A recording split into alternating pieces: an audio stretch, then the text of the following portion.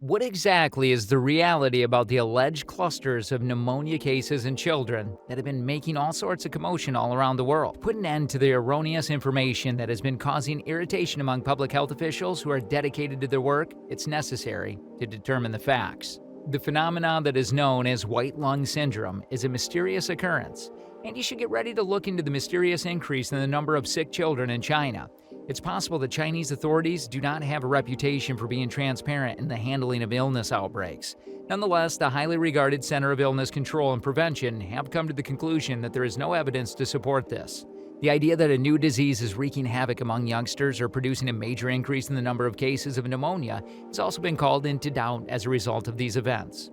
Approximately 1 year after China abruptly abandoned its notoriously stringent zero-COVID controls, and in the midst of a recent surge in respiratory illness cases, some Chinese citizens are beginning to express concern regarding the possibility of a reintroduction of the controversial regime of mass testing and restrictions that characterized the pandemic years in the country and ultimately resulted in the unprecedented outbreak of public unrest. According to recent reports, COVID testing has been reintroduced back to airports and hospitals. Additionally, on Monday, the Education Ministry published a notification asking schools all over the country to increase their prevention efforts for influenza viruses and COVID in preparation for the winter season. These developments correlate with the concerns that have been raised. Some users are claiming that the app had never been taken down, despite the fact that the censorship of related hashtag has only served to fuel more speculation. Rumors are circulating on Chinese social media that the nationwide COVID tracking app is being reactivated in some provinces. In recent months, hospitals in China have been dealing with the increase in the number of children who are suffering from pneumonia and other respiratory disorders. This cold season recognized infections, and COVID were suspected by the Chinese government to be the cause of the rise. Furthermore, the World Health Organization has been keeping a close eye on the wave, and it has been in communication with the Chinese authorities in order to provide additional information regarding the respiratory pathogens present. The World Health Organization, WHO, reported in November that China has increased in surveillance for respiratory illnesses since the middle of October. This surveillance had covered a wide range of respiratory viruses and bacteria, and the WHO anticipated that the number of respiratory illnesses would grow as winter approached. In the month of May, China had a significant increase in the number of COVID cases, which was propelled by the XBB variety. This caused concerns all over the world. On the other hand, public health experts at the time cautioned against becoming overly concerned about the likelihood of another pandemic occurring, despite the fact that it was anticipated that China might experience as many as 65 million COVID cases each week.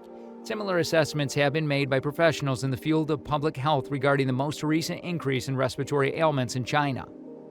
The Chinese government has been monitoring an outbreak of pneumonia cases among youngsters since October. This outbreak has resulted in thousands of hospitalizations every day in key cities across the country. Late in the month of November, it was reported that a children's hospital in Beijing admitted an average of 7,000 children each given day. In response to a request for information from the World Health Organization, the Chinese authorities in charge of health have stated that they do not find any evidence of connections to new viruses. In spite of this, China's neighbors are on the edge because of the sickness. When it comes to preventative measures, Vietnam, India, and Taiwan are taking proactive measures. These measures include asking pediatricians to keep an eye out for cases of pneumonia and conducting readiness tests on their respective healthcare systems. As a result, Beijing laid back posture at home and a relatively open communication with the World Health Organization. It appears that Beijing believes the outbreak is under control. Similar increases in pneumonia cases among children have been reported in Denmark, the Netherlands, and in a country in Ohio. But according to statistics from the Center for Disease Control and Prevention in the United States, these cases do not appear to be connected to China. There will be no lockdowns. China is not taking such extreme steps as a response because, after all, medical professionals are aware of how to treat bacteria that cause pneumonia. To add insult to injury, Beijing is not in a position to afford a lockdown of COVID level at this time, either politically or economically. Mycoplasma pneumoniae. Where does it come from? Mycoplasma pneumoniae is a type of bacterium that can cause a form of pneumonia by causing damage to the linings of the throat, lungs, or trachea.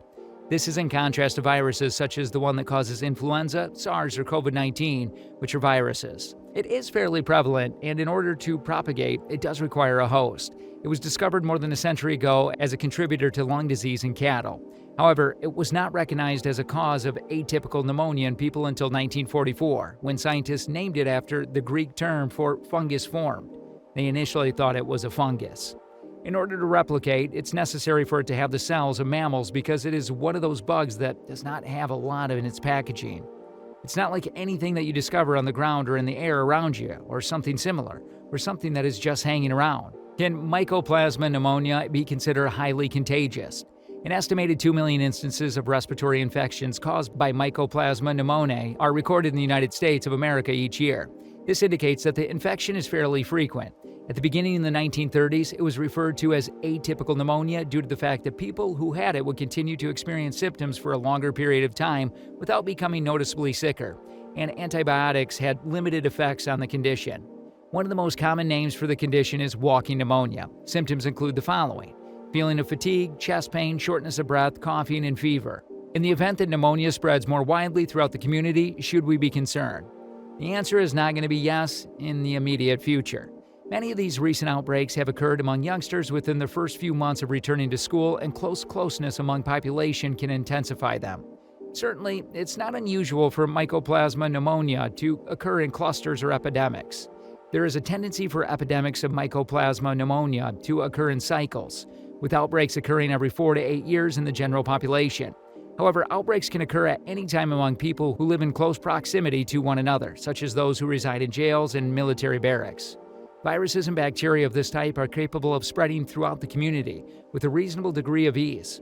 In the event that the individual is prone to problems or is at high risk for complications, it's necessary to be aware of the likelihood of complications and possibly take some further precautions, such as practicing proper hand hygiene and possibly even wearing a mask. Disease and treatment challenges. It's common practice to meet Mycoplasma pneumonia using antibiotics belonging to the quinolone class. On the other hand, they have the potential to have adverse effects such as cartilage disposition in youngsters. Consequently, those under the age of 18 do not typically make use of them. In South Korea, Mycoplasma pneumonia is classified as a 4th-degree infectious disease and is characterized by cyclical outbreaks that occur every 3 to 4 years. It's common for the number of cases of the ailment to increase during the month of September, which coincides with the beginning of the autumn season. As the winter begins to warm up after March, the number of cases often begins to decrease.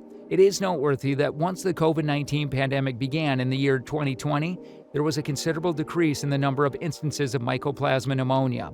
Because of this drop, the outbreak that had started in 2019 was practically brought to an end. It's quite probable that the increased health precautions and alterations in social behavior that have been brought about by the epidemic have played a role in this. The Association of Pediatric Hospitals isn't holding back as they express their criticism of the government's handling of pediatric infectious diseases.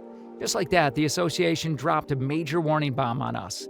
They really want us to know that diseases can spread like wildfire, especially in situations where group activities are unavoidable. It's important to remember that while Mycoplasma pneumonia may not be causing the epidemic just yet, we must not underestimate the potential consequences of a faltering initial response. The stakes are high, and a failure to act swiftly could result in a swift and widespread transmission of this disease. It seems like the government's response to Mycoplasma has been, well, let's just say, less than stellar. We're not seeing any signs of actions from the health authorities, and all we're getting is some advice on personal hygiene at public health centers. It's not exactly a grand finale we were hoping for. To stay safe out there and remember to keep those germs at bay, don't forget to like, comment, and subscribe for all the latest news. Catch you on the flip side.